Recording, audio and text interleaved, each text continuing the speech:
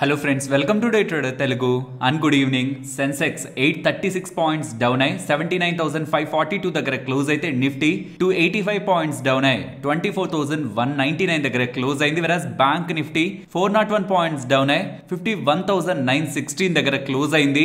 Friends last 2 days నుంచి market లో ఎలా అయితే స్ట్రెంగ్త్ కనిపించిందో స్ట్రాంగ్ గా అప్ సైడ్ అదే సేమ్ పేస్ తో ఇవాళ within few minutes market open అయిన విత్ ఇన్ ఫ్యూ మినిట్స్ లో ఫ్రమ్ రీసెంట్ వచ్చిన ఈ పుల్ బ్యాక్ లో హైస్ నుంచి మార్కెట్ 300 పాయింట్స్ దగ్గరగా డౌన్ అయింది. డౌన్ అయ్యి ఎక్కడికి వచ్చింది? రీసెంట్ టైమ్స్ లో మార్కెట్ ఫామ్ చేసిన ఇంపార్టెంట్ సపోర్ట్ దగ్గరికి. ఇది చాలా ఇంపార్టెంట్. ఇఫ్ ఇది బ్రేక్ అయితే ఈ రీసెంట్ లోస్ ఏదైతే మార్కెట్ వెళ్ళిందో అది వెళ్లే ఛాన్స్ ఉంది.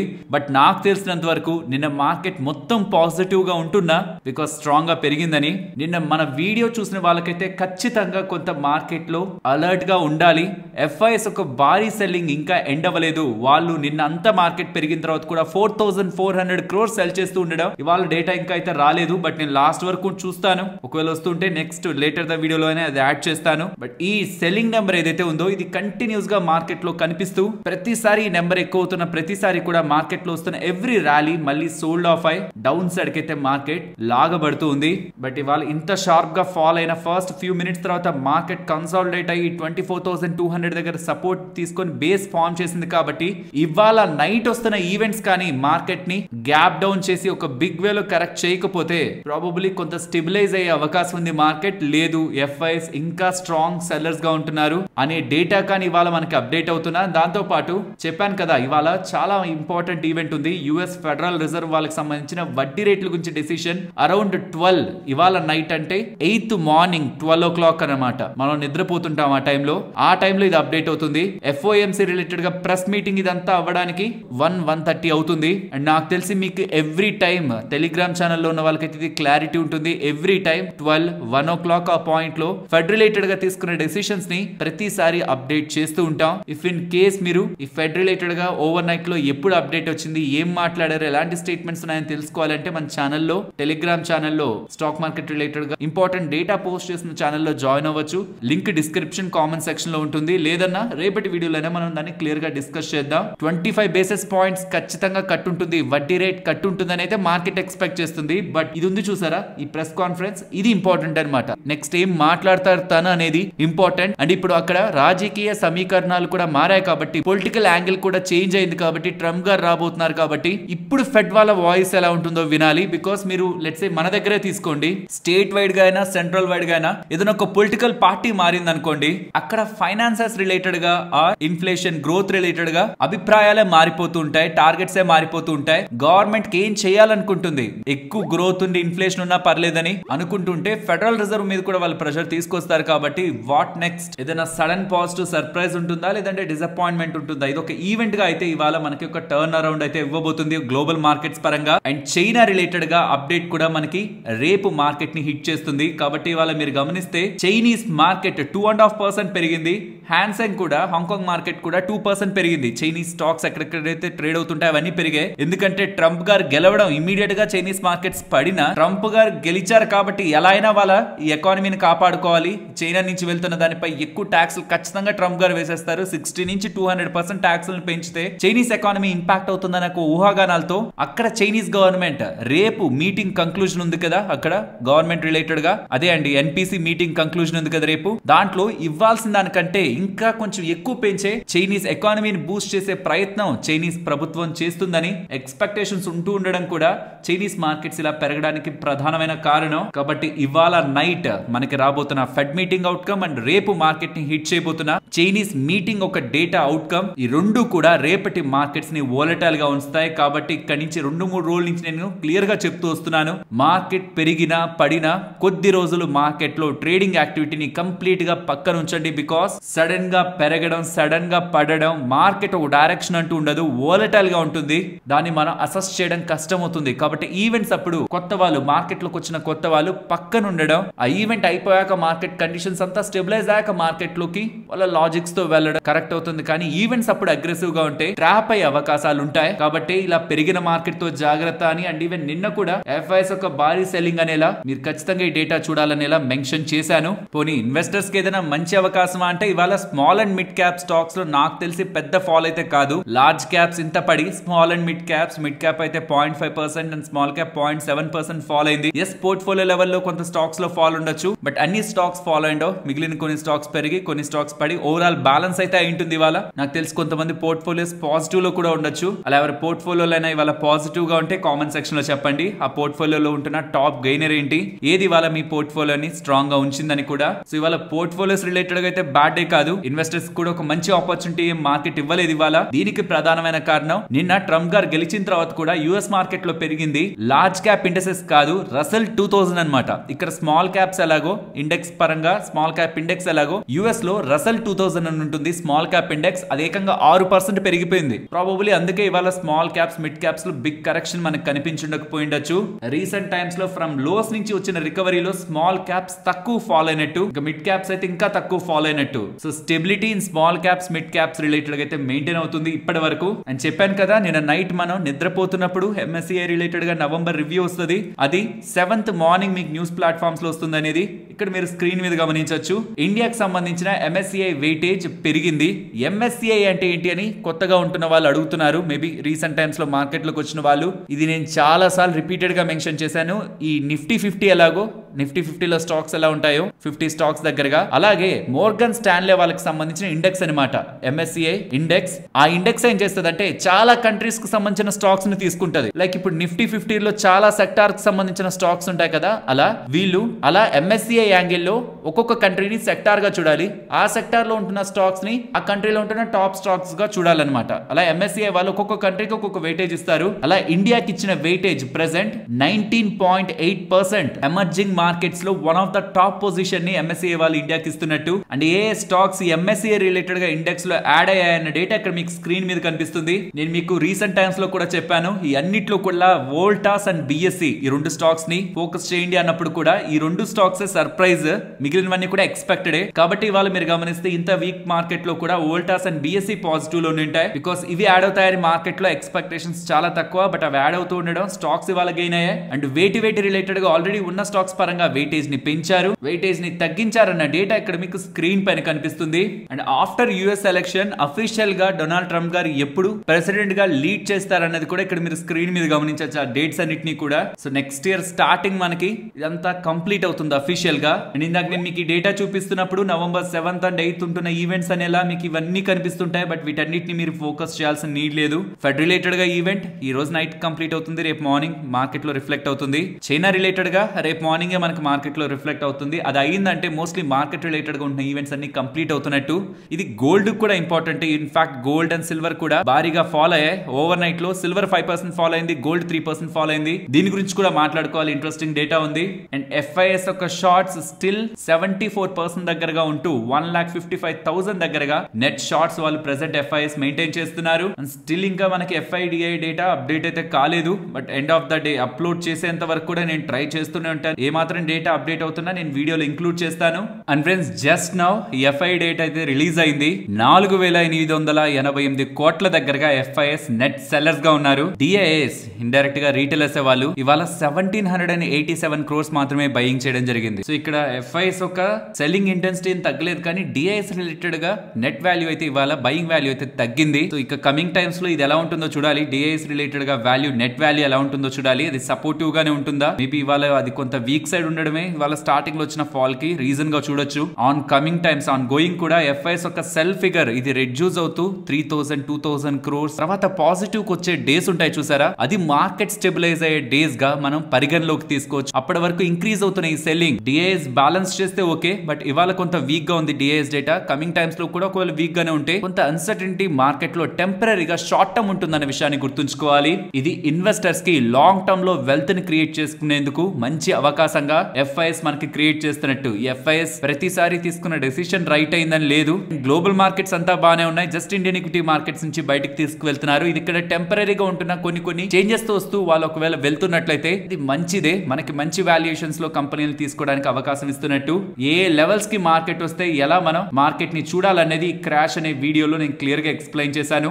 FIS ఇంటెన్సిటీ సెల్లింగ్ ఇంటెన్సిటీ తగ్గుతున్నట్లయితే కనిపించట్లేదు ఇప్పటి వరకు.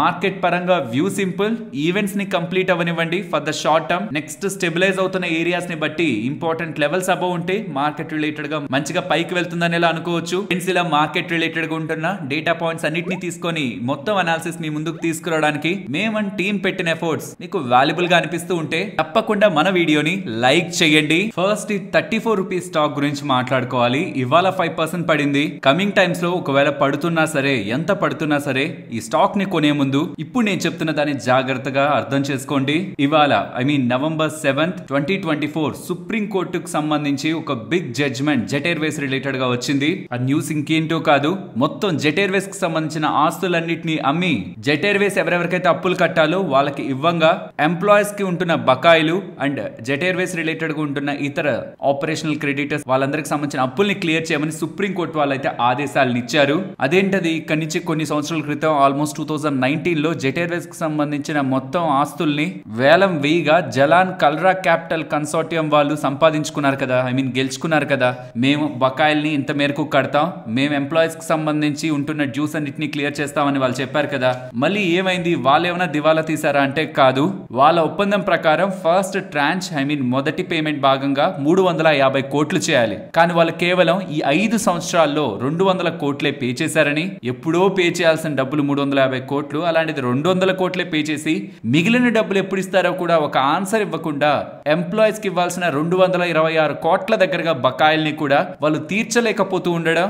ఇక సుప్రీంకోర్టు చేతుల్లో ఉండేది ఏది లేదని సుప్రీంకోర్టు ఇవ్వాల్సిన ఛాన్స్లన్నిటిని ఇచ్చి ఎన్సిఎల్టీలో కూడా ఒక మంచి బిడ్డర్ కే జెట్ ఎయిర్వేస్ పగ్గాలను అప్పగించిన వాళ్ళు సరైన రీతిలో బ్యాంక్స్ ఎవరెవరైతే అప్పులు ఇచ్చారో జెట్ ఎయిర్వేస్ కి వాళ్ళకి సరైన రీతిలో డబ్బుల్ని కట్టలేకపోవడం, ఎంప్లాయీస్ కి జీతాలు బకాయి పడ్డ జీతాలని కొత్త జీతాలని కూడా ఇవ్వడంలో ఫెయిల్ అవుతూ ఉండడం. ఇక జెట్ ఎయిర్వేస్ ఉండడం వల్ల లాభం లేదు, దాన్ని అమ్మేసి ఎవరెవరికైతే అప్పులు ఉన్నాయో వాళ్ళకి అండ్ ఎంప్లాయీస్ కూడా డబ్బులు ఇవ్వమని సుప్రీంకోర్టు వాళ్ళు ఫైనల్ డెసిషన్ తీసుకున్నారు. అండ్ ఇందులో భాగంగా నేను మీకు చెప్తూ 350 కోట్లు కట్టాల్సి ఉంటే జలాన్ కల్రా క్యాపిటల్ కన్సార్టియం వాళ్ళు దివాలా తీస్తున్నప్పుడు ఈ కంపెనీని పాడుకొని గెలుచుకున్న వాళ్ళు 200 కోట్ల వరకే కట్టారు అన్నాను కదా. కానీ వాళ్ళ టర్మ్స్ అండ్ కండిషన్స్ ని చెప్పిన విధంగా ఫాలో అవ్వలేదు కాబట్టి వాళ్ళ కట్టిన 200 కోట్లు కూడా వాళ్ళకి ఒక్క రూపాయి కూడా తిరిగి రాదని సుప్రీం కోర్టు వాళ్ళైతే తీర్పునివ్వడం జరిగింది. ఫైనలీ జెట్ ఎయిర్వేస్ అయితే చరిత్రలో మిగిలిపోనుంది. ఇక మోస్ట్లీ ఆ ఫ్లైట్స్ ని మనం చూడం. నేను పర్సనల్ గా ఇప్పుడు ఈ జెట్ ఎయిర్వేస్ లో వెళ్ళలేదు, బికాస్ నేను ఫ్లైట్ ఎక్కుదాం అనుకునే పాయింట్ ఆఫ్ టైం కి అంతా ఇండిగో ఉంది, ఇండిగో స్పైస్ జెట్ ఇవే.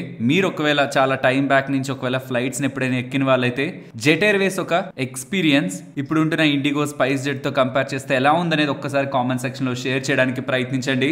కమింగ్ టు స్టాక్, ఇక కంపెనీ లేదంటే స్టాక్ కు మాత్రం ఎక్కడి నుంచి వాల్యూ వస్తుంది. కాబట్టి ఇవాళ ఆల్మోస్ట్ అప్పర్ సర్క్యూట్ లో ఒక పాయింట్ లో ఉంటున్నది కాస్త ఆఫ్టర్ ఈ అప్డేట్ సుప్రీం కోర్టు దగ్గర నుంచి అప్డేట్ రావడం సడన్ గా లోయర్ సర్క్యూట్ కు వెళ్ళి ఓవరాల్ గా 5% పడినట్లుంటది. బట్ ఇవాళ హైస్ నుంచి నియర్లీ 9.5% ఆర్ నియర్ టు 10% దగ్గరగా ఫాల్ అయినట్టు. కమింగ్ టైమ్స్ లో మీకు ఏమైనా మెసేజ్లు వస్తుంటే జెట్ ఎయిర్వేస్ ఇప్పుడు పడుతున్నది ఇక్కడ కొంటే ఎక్కడికో వెళ్తుంది, బల్క్ లో యాడ్ చేసుకోండి ఇది అనేలా మీకు ఎవరైనా చెప్తూ ఉంటే గుర్తుంచుకోండి, వాళ్ళు ఎగ్జిట్ అవ్వడానికి కొంతమంది పెయిడ్ మీడియాని పెట్టి మీకు ఆ మెసేజ్లను పంపిస్తుంటారు. మీరే కాదు ఎవరైనా సరే ఇలా లిక్విడేట్ అవుతున్న కంపెనీస్ ఆర్ ఎన్సిఎల్టీకి వెళ్ళిన కంపెనీస్ వాటి రిలేటెడ్ గా మీకు ఎప్పుడైనా మెసేజ్లు కానీ ఎవరైనా రికమెండేషన్స్ కానీ వస్తుంటే గుర్తుంచుకోండి, అది మీకు విధిస్తున్న ట్రాప్. నెక్స్ట్ ఓకార్డ్ ఫార్మా గురించి మాట్లాడుకోవాలి. ఫ్రెండ్స్, లాస్ట్ 1 year గా 400% దగ్గరగా స్టాక్ పెరిగింది.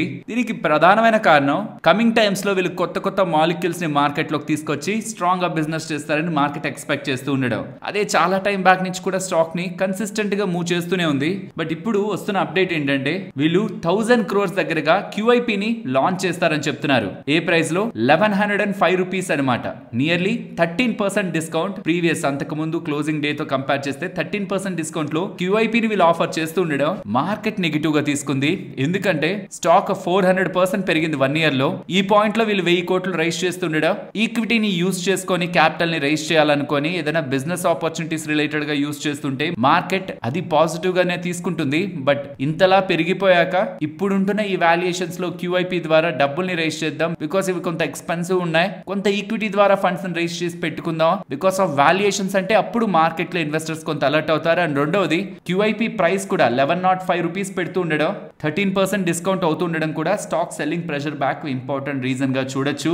నెక్స్ట్ గోల్డ్ గురించి మాట్లాడుకోవాలి. గోల్డ్ ప్రైజెస్ ఎక్కువగా ఫాల్ అయ్యాయి నిన్న. సిల్వర్ కూడా నియర్లీ 5% ఫాల్ అయింది. గోల్డ్ కూడా నియర్లీ 3% ఫాల్ అయింది. ఐ థింక్ జూన్ 2021 తర్వాత ఇంత షార్ప్ ఫాల్ మనకి ఎప్పుడు ఇంట్రాడేలో రాలేదు. దీనికి ప్రధానమైన కారణం ట్రంప్ గారి విక్టరీ తర్వాత తను తీసుకుంటున్న పాలసీస్ తో గ్లోబల్ గా ఉంటున్న అన్సర్టనిటీస్ సెటిల్ అవుతాయని ఎక్స్పెక్ట్ చేస్తున్నారు. పర్టికులర్ గా మిడిల్ ఈస్ట్ లో కొనసాగుతున్న టెన్షన్స్ కొంత సెటిల్ అవుతాయని అండ్ గ్రోత్ రిలేటెడ్ గా తను ఫోకస్ చేస్తారు. కాబట్టి compared with gold maybe stock markets లోకి ఆ funds from safe assets like gold నుంచి ఈక్విటీ మార్కెట్స్ లోకి నిన్న యూఎస్ మార్కెట్స్ ఫ్లో అవడం కూడా గోల్డ్ ఫాల్ బ్యాక్ ఉంటున్న ఇంపార్టెంట్ రీజన్ చూడొచ్చు. అయినా చాలా పెరిగింది గోల్డ్. ఇది ఒక ప్రాఫిట్ బుకింగ్ కూడా అనుకోవచ్చు after a big event. But గుర్తుంచుకోవాల్సింది ఇవాళ నైట్ మనకి ఫెడ్ రిలేటెడ్ గా ఈవెంట్ అవుట్కమ్ ఉంది అండ్ రేపు చైనా రిలేటెడ్ గా స్టిమ్యులస్ కూడా ఉంది. దాని తర్వాత మెటల్స్ ఎలా ఉంటాయి అనేది ఫైనల్ కంక్లూజన్ అనమాట. పర్టికులర్ గా చైనా, నేనైతే అదే చూస్తున్నాను. సో ఎవరైనా ఓవర్ నైట్ లో గోల్డ్ సిల్వర్ ప్రైజ్లు పడ్డాయి, ఇక్కడ నుంచి ఇమీడియట్ గా పెరిగిపోతాయని ఒక క్వశ్చన్ ఉంటున్నా,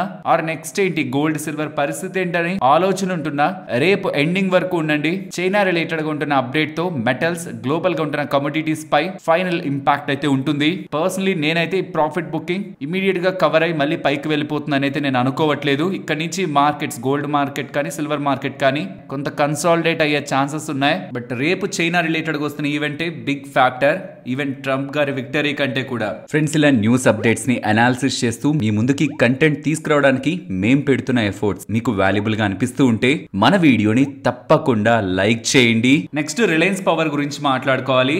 solar energy corporation of India వాళ్ళు ఉన్నారు కదా, ఇది ministry of new and renewable energy కింద వర్క్ చేసేదన్నమాట. అంటే అండర్ ద గవర్నమెంట్ వర్క్ చేసే సంస్థ. ఈ రెన్యూబుల్ ఎనర్జీ సెగ్మెంట్స్ రిలేటెడ్ గా వీళ్ళు కీ రోల్ ప్లే చేస్తూ ఉంటారు. ఇన్ఫాక్ట్ కంపెనీస్ రిలేటెడ్ గా కూడా వీళ్ళు ఆర్డర్స్ ఇష్యూయన్స్ లో కూడా భాగస్వాములుగా ఉంటారు. అలాంటి సంస్థ అనిల్ అంబానీ గారికి సంబంధించిన రిలయన్స్ ని 3 సంవత్సరాల పాటు బ్యాన్ చేస్తున్నట్లు, ఫ్యూచర్ లో ఉంటున్న ఏ టెండర్స్ లో కూడా వీళ్ళు పార్టిసిపేట్ చేయకుండా 3 సంవత్సరాల పాటు వీళ్ళని పక్కన పెడుతున్నట్లు అప్డేట్స్ చేస్తున్నారు. దీనికి కారణం ప్రతిసారి బిడ్డింగ్ కి వెళ్తున్నప్పుడు పెద్ద పెద్ద ఆర్డర్స్ ని మాకు కావాలని ముందుకు వెళ్తున్నప్పుడు ఆ కంపెనీ అసలు ఆ ఆర్డర్స్ ని ఎగ్జిక్యూట్ చేసేంత క్యాపబిలిటీ ఉందా లేదా? బికాస్ అలాంటి క్యాపబిలిటీ లేకపోతే ఆర్డర్ వాళ్ళకి వచ్చిన యూజ్లెస్ కదా. ఇప్పుడు నేనైనా మీరైనా ఇంకెవరైనా వెళ్ళి ఒక ఆర్డర్ వేసేసి మళ్ళీ ఆర్డర్ మనకు అలాట్ చేసి మనం దాన్ని ఎగ్జిక్యూట్ చేయలేకపోతున్నాం అని గవర్నమెంట్ తెలుసుకొని మళ్ళీ ఇంకొకరికి ఆర్డర్ వేయడం, ఇదంతా తలనొప్పి ప్రాసెస్. కాబట్టి ఒక ప్రోటోకాల్ ఉంటుంది. ఎవరైనా వెళ్ళి ఆర్డర్ వేయాలంటే ఒక మంచి పెద్ద ఆర్డర్ కి దానికి ఒక ప్రోటోకాల్, ఒక ప్రాసెస్ ఉంటుంది. అందులో భాగంగా కంపెనీస్ బ్యాంక్ గ్యారంటీస్ పెట్టాలి. బట్ ఈ రిలయన్స్ వాళ్ళేమో ఫేక్ బ్యాంక్ గ్యారంటీస్ పెట్టారని, అది SCCI వాళ్ళు కనిపెడుతుండడం, గవర్నమెంట్ ఎంటిటీ కనిపెడుతుండడం, ఈ డెసిషన్ తీసుకుంటున్నట్లయితే అప్డేట్స్ అయితే కనిపిస్తూ ఉన్నాయి. మీకు గుర్తుంటే ఆగస్ట్ లో సెబీ వాళ్ళు కూడా కొన్ని చర్యలను అయితే తీసుకున్నారు. ఆల్మోస్ట్ 25 crore పెనాల్టీ వేశారు ఈ అనిల్ అంబానీ గారికి సంబంధించిన ఎంటిటీ పై. అనిల్ అంబానీ గారిని 5 years పాటు బార్ కూడా చేశారు సెక్యూరిటీ మార్కెట్స్ నుంచి, స్టాక్ మార్కెట్స్ నుంచి. బట్ లేటర్ NCLT వాళ్ళ దగ్గర నుంచి వాళ్ళకి కొంత రిలీఫ్ దొరుకుతున్నా ఓవరాల్ గా అనిల్ అంబానీ గారిపై, వాళ్ళ కంపెనీస్ రిలేటెడ్ గా ఉంటున్న వర్క్స్ పై ఇప్పుడు అగైన్ ఈ SCCI వాళ్ళు బార్ చేస్తూ ఉండడం కార్పొరేట్ గవర్నెన్స్ రిలేటెడ్ గా క్వశ్చన్ మార్క్స్ అయితే రైజ్ చేస్తుంది. Even after this update stock ఇవాళ 1.4% పెరిగింది అండ్ లాస్ట్ 1 year స్టాక్ 113% పెరిగింది. బట్ చెప్పాను కదా ఇష్యూస్ అయితే ఉన్నాయి కార్పొరేట్ గవర్నెన్స్ రిలేటెడ్ గా. బట్ యాజ్ పవర్ సెక్టార్ లో వస్తున్న గుడ్ గ్రోత్ ఈ కంపెనీ రిలేటెడ్ గా కూడా ప్లే అవుతుందని త్రూ రీసెంట్ అప్డేట్స్ వీళ్ళ డెట్ ని తగ్గించుకోవడం, ఫండ్ రైజ్ ద్వారా వీళ్ళు బిజినెస్ ని ఎక్స్పాండ్ చేసుకుంటున్నారని అలా స్టేట్మెంట్స్ చేయడం, ఇవన్నీ అప్డేట్స్ తో కూడా స్టాక్ లో కన్సిస్టెంట్ మూవ్ అయితే కనిపిస్తుంది. బట్ అగైన్ SCCI వాళ్ళు బార్ చేస్తున్నారంటాం రిలయన్స్ పవర్ రిలేటెడ్ గా మంచిదైతే కాదు. ఇక నుంచి సోషల్ మీడియా 16 సంవత్సరాల కంటే తక్కువ ఉంటున్న వాళ్ళకి బ్యాన్ చేయడం జరిగింది. ఇండియాలో కాదు, ఆస్ట్రేలియాలో. ఇది మనం సీరియస్ గానే తీసుకోవచ్చు. ఎందుకంటే ఒక దేశంలో ఒకవేళ ఏదైనా చర్యలు తీసుకొని అక్కడ ఏదైనా దాని రిలేటెడ్ గా మంచి ఇంప్రూవ్మెంట్ ఉందని ఇలా స్టాటిస్టిక్స్ కనిపిస్తున్నాయి అనుకోండి, వేరే కంట్రీస్ కూడా అది ఫాలో అయ్యే ఛాన్సెస్ ఉన్నాయి. చిన్న పిల్లలకి సోషల్ మీడియా నీడ్ లేదు, వాళ్ళు ఫోకస్ చేయాల్సింది వాళ్ళ physical and mental abilities pi.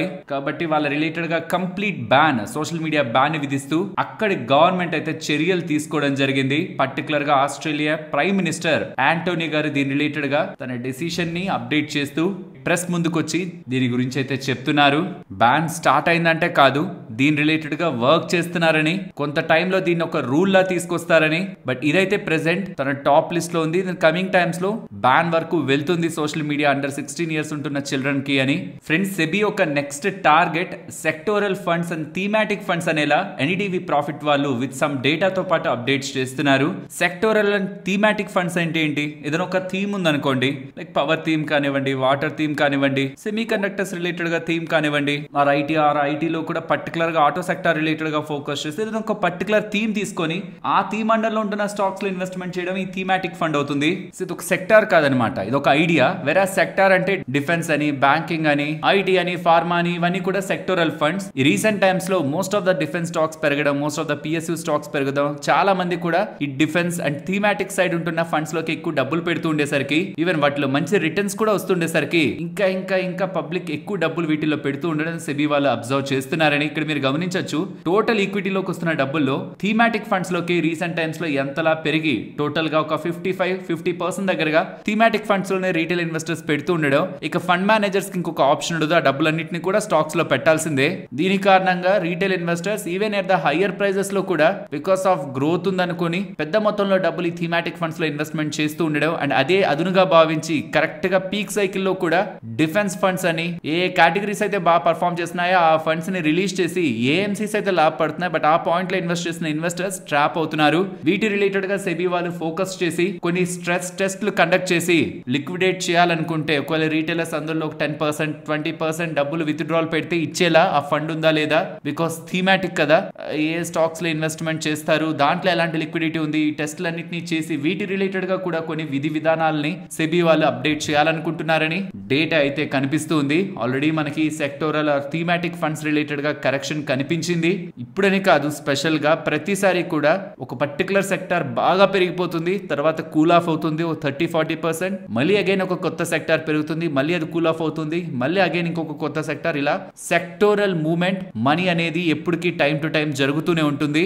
Overall గా ఈ సెక్టార్స్ అన్ని కలిసిందే స్టాక్ మార్కెట్ కాబట్టి ఒకటి పెరిగి ఇంకొకటి పడుతున్నా, ఇంకొకటి పెరిగి ఇంకొకటి పడుతున్నా, ఓవరాల్ గా మార్కెట్ అయితే టైం టు టైం గ్రో అవుతూ ఉంటుంది. బట్ సెక్టోరియల్ గా మాత్రం రొటేషన్ మనీ జరుగుతూ ఉంటుంది. ఇలా ఎక్కువ మొత్తంలో ఫండ్స్ ఈ సెక్టోరల్ ఆర్ థీమాటిక్ ఫండ్స్ లోకి వెళ్ళిపోతాయని గ్రహించిన సెబీ వాళ్ళైతే దీనిపై విధి విధానాలు, రీటైల్ ఇన్వెస్టర్స్ ని ఎలా ప్రొటెక్ట్ చేయాలనే దాని రిలేటెడ్ గా సెబీ వాళ్ళు ఫోకస్ చేస్తున్నారని ఎన్డీటీవీ ప్రాఫిట్ వాళ్ళైతే అప్డేట్స్ చేస్తున్నారు. ఫ్రెండ్స్, ఇక్కడ మీకు స్క్రీన్ మీద హైయెస్ట్ యుఎస్ ఎక్స్పోజర్ ఉంటున్న కంపెనీస్ ఒక నేమ్స్, అవి ఏ సెక్టార్ కి సంబంధించినవి, వాటి మార్కెట్ క్యాపిటల్ ఎంత విత్ రెస్పెక్ట్ టు $1 మిలియన్ లో, అండ్ వాళ్ళ సేల్స్ లో లెట్స్ సే వాళ్ళ రెవెన్యూస్ లో ₹100 సంపాదించుకుంటున్నారంటే ఆ 100లో ఎంత శాతం యుఎస్ నుంచి వస్తుందన్న డేటా పర్సంటేజ్ వైజ్ గా మీకు ఇక్కడ స్క్రీన్ మీద కనిపిస్తుంది.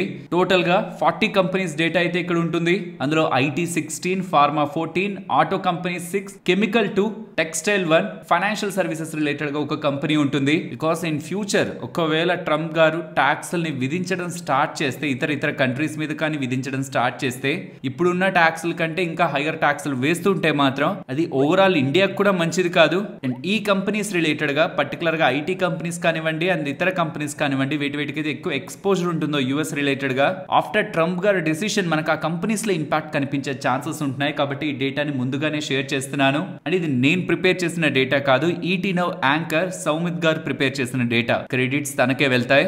ఫ్రెండ్స్, నెంబర్స్ రిలీజ్ అయ్యాయి. బట్ నేను ఒకటే చెప్పాలనుకుంటున్నాను, వాళ్ళ స్టాక్ పడిందంటే నెంబర్స్ బాగాలేవని, పెరిగిందంటే బాగున్నాయని అనుకోకండి. బికాస్ ఈ రీసెంట్ టైమ్స్ లో నెంబర్స్ అంతా చెప్పాక మీరేమి ఇలా అంటున్నారు, స్టాక్ పడింది, ఇదేంటి కోరిలేషన్ ఉండట్లేదు అంటున్నారు. ఫ్రెండ్స్, నెంబర్స్ రావడానికి ముందు ఒకవేళ స్టాక్ బాగా పెరిగిపోయి మంచి ఎక్స్పెక్టేషన్స్ లో ఉండి నెంబర్స్ బాగా వచ్చినా సరే ప్రాఫిట్ బుకింగ్ ఉంటది. ఆర్ నెంబర్స్ బాగా రావని ముందుగానే స్టాక్ పడిపోయి నెంబర్స్ నార్మల్ గా అనుకున్నట్లు ఎక్స్పెక్టేషన్స్ ని మీట్ అయినా చాలు స్టాక్ పెరిగిపోతుంది. సో స్టాక్ రిజల్ట్స్ ముందుగా ఏం జరిగింది, దానికి ముందు ఎంత పెరిగింది, ఎంత పడింది అనేది రిజల్ట్స్ రోజు రియాక్షన్ అన్నమాట. బట్ యూజువల్ గా ఇన్వెస్టర్స్ గా మంచి రిజల్ట్స్ వచ్చాయని మనకు అర్థమవుతుంటే ఓకే, ఇంకా మనం ఈ కంపెనీలో ఏదైనా డిప్ వస్తుంటే యాడ్ చేసుకోవచ్చు అండ్ ఫర్దర్ గా ప్రశాంతంగా ఉంచుకోవచ్చు మన పోర్ట్ఫోలియోలో అన్న కన్విక్షన్ త్రూ ఈ రిజల్ట్స్ ని ఫాలో అవడం వల్ల మనకు అర్థమవుతుంది. ఫస్ట్ అయితే టాటా స్టీల్ ఒక numbers, overall numbers with respect to revenues చూసినా, మార్జిన్స్ పరంగా చూసినా, ప్రాఫిటబిలిటీ పరంగా చూసినా ఇయర్ ఆన్ ఇయర్ కంపారిజన్ లో స్ట్రాంగ్ గానే ఉంటున్నాయి. Even EBITDA per ton related గా కూడా గుడ్ డెవలప్మెంట్ ని వీళ్ళు ఈసారి చూపించారు. ఇండియా బిజినెస్ స్ట్రాంగ్ గా గ్రో అయింది. యూరోప్ బిజినెస్ యాజ్ యూజువల్ అక్కడ వీక్నెస్ కనిపిస్తుంది. నెట్ డెట్ అప్పుల్ని ఈసారి కొంత పెరిగినట్టు చూపిస్తున్నారు. మరి చూడాలి దీని రిలేటెడ్ రిలేటెడ్ గా మేనేజ్మెంట్ ఏం క్లారిఫికేషన్ ఇస్తుందని స్టాక్ ఇవాళ ఫాలో అయ్యొచ్చు, బట్ నెంబర్స్ బాగున్నాయి. నెక్స్ట్ అపోలో హాస్పిటల్స్ గురించి మాట్లాడుకోవాలి. వెరీ స్ట్రాంగ్ నెంబర్స్ ఇవి. రెవెన్యూస్ 15% పెరిగాయి, ఆపరేటింగ్ ప్రాఫిట్ 15%, ప్రాఫిట్ అయితే ఏకంగా 63% పెరిగింది. రెవెన్యూస్ 15% పెరిగి ప్రాఫిట్ 63% అంటే మార్జిన్స్ ఎక్స్పాండ్ అవుతున్నాయి. అండ్ మోస్ట్ ఇంపార్టెంట్, వీళ్ళ డిజిటల్ బిజినెస్ ఉంది కదా అపోలో హెల్త్, అది పాజిటివ్ గా టర్న్ అయింది, ప్రాఫిటబుల్ గా టర్న్ అయింది Q2 లో. అండ్ అపోలో 24/7 యాప్ రిలేటెడ్ గా ప్రెసెంట్ 3.6 crore దగ్గరగా యూజర్స్, రిజిస్టర్డ్ యూజర్స్ ఉన్నాయని, అండ్ 7,71,000 దగ్గరగా డైలీ యాక్టివ్ యూజర్స్ ఉన్నారని ఇలా అప్డేట్ చేస్తున్నారు. యావరేజ్ రెవెన్యూ పర్ పేషెంట్ కూడా 6% పెరిగి 1.6 lakh వెళ్ళినట్టు స్ట్రాంగ్ డేటా అపోలో హాస్పిటల్స్ వాళ్ళైతే రిపోర్ట్ చేస్తున్నారు. నెక్స్ట్ M&M వాళ్ళ నెంబర్స్ కూడా బాగున్నాయి. ఎస్యూవి మార్కెట్ లో నెంబర్ 1 ప్లేయర్ గా ప్రెసెంట్ వీళ్ళు ఎదుగుతున్నట్లయితే కనిపిస్తుంది. నియర్లీ 22% మార్కెట్ షేర్ ప్రెసెంట్ వీళ్ళు హోల్డ్ చేస్తున్నారు. ట్రాక్టర్ స్పేస్ లో కూడా 42.5% మార్కెట్ షేర్ తో నెంబర్ 1 గా ఉన్నారు. 3-wheeler రిలేటెడ్ గా కూడా పర్టికులర్ గా ఎలక్ట్రిక్ వెహికల్ 3-wheeler రిలేటెడ్ గా కూడా నెంబర్ 1 ప్లేయర్ గా 43.6% మార్కెట్ షేర్ ప్రెసెంట్ M&M వాళ్ళైతే మెయింటైన్ చేస్తున్నారు. And with respect to numbers కూడా revenues, margins, profitability across the segment grow అవుతుంది. వీళ్ళు ఎస్యూవి స్పేస్ లో చూసిన, ఫార్మ్ ఎక్విప్మెంట్, ట్రాక్టర్ స్పేస్ లో చూసిన గుడ్ గ్రోత్ ని వీళ్ళు డెలివర్ చేస్తున్నారు. ఓవరాల్ M&M వాళ్ళ స్టాక్ ప్రైస్ లో పెద్ద మూవ్ కనిపించకపోయిండొచ్చు, బట్ నెంబర్స్ బాగున్నాయి. నెక్స్ట్ హిండాల్కో గురించి మాట్లాడుకోవాలి. హిండాల్కో అండర్ లో ఉంటున్న యుఎస్ కంపెనీ నోవిలిస్ వాళ్ళ నెంబర్స్ ని రిలీజ్ చేశారు. నెంబర్స్ వీక్ గా ఉన్నాయి. దాంతో పాటు గతంలో వీళ్ళు ఎబిటా పర్ టన్ రిలేటెడ్ గా ఇచ్చిన గైడెన్స్ ని కూడా రీవిజిట్ చేసి దాన్ని తగ్గిస్తారనేలా స్టేట్మెంట్స్ చేస్తుండడం, నెంబర్స్ వీక్ ఉన్నాయి, గైడెన్స్ వీక్ గా తీసుకువెళ్తూ ఉండడం, వీళ్ళ రిలేటెడ్ గా నియర్లీ 61% దగ్గరగా బిజినెస్ ని కాంట్రిబ్యూట్ చేసి నోవిలిస్ వాళ్ళ రిలేటెడ్ గా డేటా వీక్ గా ఉండేసరికి స్టాక్ రిలేటెడ్ గా ఇవాళ ఫాల్ అయితే కనిపించింది. నెక్స్ట్ ట్రెంట్ వాళ్ళ నెంబర్స్ గురించి మాట్లాడుకుందాం. ట్రెంట్ వాళ్ళ నెంబర్స్ స్ట్రాంగ్ గా ఉన్నాయి, బట్ ప్రాబ్లం అంతా ఎక్స్పెక్టేషన్స్ తో. నేను మీకు ఇమేజ్ ని చూపిస్తాను, బట్ దానికి ముందు వాళ్ళ నెంబర్స్ ని మీరు గమనిస్తే రెవెన్యూస్ ఇంప్రూవ్ అవుతున్నాయి, మార్జిన్స్ స్ట్రాంగ్ గా ఉంటున్నాయి, ప్రాఫిటబిలిటీ కూడా సిగ్నిఫికెంట్ గా వాళ్ళ ఇయర్ ఆన్ ఇయర్ కంపారిజన్ లో ఇంక్రీజ్ చేసుకుంటున్నారు. వాళ్ళ entire numbers even market estimates తో కంపేర్ చేస్తే నెంబర్స్ ఎలా ఉన్నాయనేది కూడా మీరు ఇక్కడ గమనించవచ్చు. ప్రాబ్లం అంతా ఏంటంటే ఇప్పుడు రెవెన్యూస్ ఎంతతో గ్రో అయ్యాయి, నియర్లీ 39% తో కదా ఇయర్ ఆన్ ఇయర్ కంపారిజన్ లో. కానీ దానికి ముందుంటున్న క్వార్టర్స్ లో వీళ్ళ రెవెన్యూ గ్రోత్ చూడండి, ఇప్పుడు 39.37, కానీ దానికి ముందు 56, 51, 50, 52 అండ్ ఒక క్వార్టర్ ని పక్కన పెడితే 64, 53, 65 అండ్ దానికి ముందు ఎక్సెప్షనల్ గ్రోత్ వీళ్ళు చూపించారు కదా. సో చాలా స్ట్రాంగ్ గ్రోత్ సైడ్ నుంచి యావరేజ్ గా చూస్తే రీసెంట్ క్వార్టర్స్ అంతట్లో కూడా 50% మార్క్ నుంచి 40% గ్రోత్ కి ఫాలో అవుతుండడం, చెప్పాలంటే 40% బిగ్గెస్ట్ థింగ్. ఇక్కడ ఎక్స్పెక్టేషన్స్ ని బీట్ చేస్తున్నట్టు, ఎందుకంటే కన్స్యూమర్ స్పేస్ లో రీసెంట్ టైమ్స్ లో వీక్ డేటా ఉంది. అలాంటి టైంలో కూడా వీళ్ళు 40% గ్రోత్ ని తీసుకురాగలగడం definitely good thing. But market expectations and valuations stock related గా PE హెవీగా ఉంటుండడం, ఈ నెంబర్స్ కి మార్కెట్ సాటిస్ఫై అయినట్లు కనిపించట్లేదు ఇవాళ, కాబట్టి స్టాక్ ప్రైస్ లో ఫాల్. బట్ నెంబర్స్ బాగున్నాయి. వాల్యుయేషన్ పరంగా స్టాక్ కరెక్ట్ అవ్వచ్చేమో, బట్ నెంబర్స్ పరంగా, బిజినెస్ పరంగా స్ట్రాంగ్ గా ఉన్నారనే విషయాన్ని గుర్తుంచుకోవాలి. నెక్స్ట్ సెంచరీ ఎన్కా గురించి మాట్లాడుకోవాలి. ఇది ఆదిత్య బిర్లా గ్రూప్ వాళ్ళకి సంబంధించిన కంపెనీ. వీళ్ళు NFY అండ్ NTCF ప్రొడక్ట్స్ ని చేస్తూ ఉంటారు. ఇండియాలో లార్జెస్ట్ ప్రొడ్యూసర్ వీళ్ళు. NFY అంటే నైలాన్ ఫిలమెంట్ యాన్, NTCF అంటే నైలాన్ టైర్ కార్డ్ ఫ్యాబ్రిక్ అనమాట. ఇవి వీళ్ళ మెయిన్ ప్రొడక్ట్స్. ఇండియాలో వీళ్ళే లార్జెస్ట్ ప్లేయర్. వీళ్ళ నెంబర్స్ వచ్చాయి, బట్ ఆ నెంబర్స్ కి ముందు వీళ్ళ రిలేటెడ్ గా ప్రొడ్యూస్ అవుతున్న ఈ ప్రొడక్ట్స్ బట్టల్లో కాదు యూజ్ అయ్యేది. కన్వేయర్ బెల్ట్స్ ఉంటాయా, స్పోర్ట్స్ అండ్ యాక్టివ్ వేర్స్, ఒక డిఫరెంట్ టైప్ ఆఫ్ మెటీరియల్స్ తో మీకు శారీస్ కూడా కనిపిస్తుంటాయి కదా. అండ్ ఈవెన్ ఫిష్ ట్విన్స్ లో కానివ్వండి, ఇలా most of the industrial applications loan, even బట్టల్లో కూడా సర్టైన్ కేటగిరీ ఆఫ్ బట్టల్లో కూడా ఇది యూజ్ చేస్తుంటారు. And nylon tyre cord fabric అనుకున్నాం కదా, వాటిల్ని motor cycle, scooters and light commercial vehicles and heavy commercial vehicles లో కూడా యూజ్ చేస్తూ ఉంటారు. వీళ్ళ నెంబర్స్ ని ఇక్కడ మీరు స్క్రీన్ పైన గమనించవచ్చు. ఇయర్ ఆన్ ఇయర్ కంపారిజన్ లో రెవెన్యూ స్ట్రాంగ్ గా గ్రో అవుతున్నాయి, మార్జిన్స్ ఎక్స్పాండ్ అవుతున్నాయి, అండ్ ప్రాఫిటబిలిటీ కూడా సిగ్నిఫికెంట్ గా పెరుగుతుంది. ఇది క్వార్టర్ ఆన్ క్వార్టర్ తో చూసే బిజినెస్ కాదు, ఇయర్ ఆన్ ఇయర్ లో చూసినప్పుడు గుడ్ గ్రోత్ వీళ్ళు రిపోర్ట్ చేస్తున్నారు. నెక్స్ట్ షాపూర్జీ పలోంజీ గ్రూప్ కు సంబంధించిన యురేకా ఫోర్బ్స్ లిమిటెడ్ గురించి మాట్లాడుకోవాలి. వీళ్ళు హెల్త్ అండ్ హైజీన్ సెగ్మెంట్ లో purifiers, vacuum cleaners, air purifiers, water purifiers, home security systems related గా బిజినెస్ చేస్తూ ఉంటారు. వీళ్ళు నెంబర్స్ ని పోస్ట్ చేశారు, అవి సాలిడ్ ఉన్నాయి. Quarter on quarter year on year comparison లో రెవెన్యూస్ గ్రో అవుతున్నాయి, మార్జిన్స్ ఎక్స్పాండ్ అవుతున్నాయి, ప్రాఫిటబిలిటీ కూడా నియర్లీ డబుల్ అయింది. మేబీ రీసెంట్ టైమ్స్ లో వాటర్ ప్యూరిఫైర్స్ రిలేటెడ్ గా, ఎయిర్ ప్యూరిఫైర్స్ పర్టికులర్ గా డిమాండ్ బాగా కనిపిస్తున్నట్లుంది. వీళ్ళ గ్రోత్ కూడా అలానే ఉంది. నెక్స్ట్ క్లీన్ సైన్స్ వాళ్ళ నెంబర్స్ ని మీరు గమనిస్తే అంత స్ట్రాంగ్ నెంబర్స్ ఏం కాదవి, బట్ ప్రాఫిట్ మార్జిన్స్ ఇంక్రీజ్ అవుతున్నాయి. సో దట్ బిజినెస్ రిలేటెడ్ గా కూడా డిమాండ్ ఇంక్రీజ్ అవుతుందని ఎక్స్పెక్టేషన్స్ తో ఉండొచ్చు. అండ్ ఈవెన్ ఈ ఇమేజ్ లో మీరు గమనించిన రా మెటీరియల్ కాస్ట్లు డౌన్ అవుతూ ఉన్నాయి, ఎబిటా మార్జిన్స్ స్ట్రాంగ్ గా ఉన్నాయి. ఓవరాల్ నెంబర్స్ ఎక్స్ట్రాడినరీగా లేకపోతున్నా నెంబర్స్ డిసప్పాయింట్ అయితే చేయట్లేదు. వీళ్ళ నెంబర్స్ రిలేటెడ్ గా కంపారిజన్ నేను మీకు స్క్రీన్ ముందు పెడుతున్నాను. నాట్ ఎ బిగ్ గ్రోత్, అలాంటి డిసప్పాయింట్మెంట్ కూడా లేదు, బట్ మార్జిన్స్ రిలేటెడ్ గా బిజినెస్ పరంగా కొంత ఇంప్రూవ్మెంట్ త్రూ నెంబర్స్ మనం అర్థం చేసుకోవచ్చు. నెక్స్ట్ నిఫ్టీ లాగే bank Nifty support and resistance బాగా ఎక్కువ కరెక్ట్ అయిన తర్వాత మోస్ట్లీ ఈ కన్సాలిడేషన్ మార్కెట్ లో మిగిలింది. ఈ 24,200 నుంచి ఒక 20-30 పాయింట్స్ అటు వెళ్ళడం, మోస్ట్లీ 20 పాయింట్స్ అటు వెళ్ళడం, మళ్ళీ కిందకి రావడం టువర్డ్స్ 24,180. ఈ 40-50 పాయింట్స్ జోన్ లోనే మార్కెట్ అంతా ఉండిపోయింది from almost 11 o'clock from the morning. నిన్న బ్యాంక్ నిఫ్టీ ఎక్స్పైరీ, అది కన్సాలిడేషన్. ఇవాళ Nifty expiry after a strong down side move, ఇక్కడ కూడా కన్సాలిడేషన్ ఇవాళ మార్కెట్ లో ఉంది. కన్సాలిడేషన్ రేంజ్ ఉందా, ఇది బ్రేక్ అయ్యి అప్ సైడ్ కి వెళ్తుంటే నెక్స్ట్ 24,270 అండ్ 24,340 ఇంపార్టెంట్ రెసిస్టెన్స్. ఇక్కడ నుంచి డౌన్ సైడ్ 24,160 బ్రేక్ అయ్యి డౌన్ సైడ్ కి వస్తే 24,50, 23,970 important supports. Coming to bank Nifty present ఉన్న లెవెల్స్ నుంచి డౌన్ సైడ్ కి వస్తుంటే 51,530, అప్ సైడ్ కి వెళ్తుంటే 52,170 ఉంటున్న important supports and resistance. Market related గా ఈవెంట్ ఉందన్న విషయం మనందరికీ తెలుసు. సో రేపు కూడా మార్కెట్ వోల్టైల్ గా ఉంటుంది, ఖచ్చితంగా జాగ్రత్తగా ఉండాలి. మరొక ఇంట్రెస్టింగ్ వీడియోతో మళ్ళీ మీ ముందుకు వస్తాను. అంతవరకు టేక్ కేర్, జై హింద్.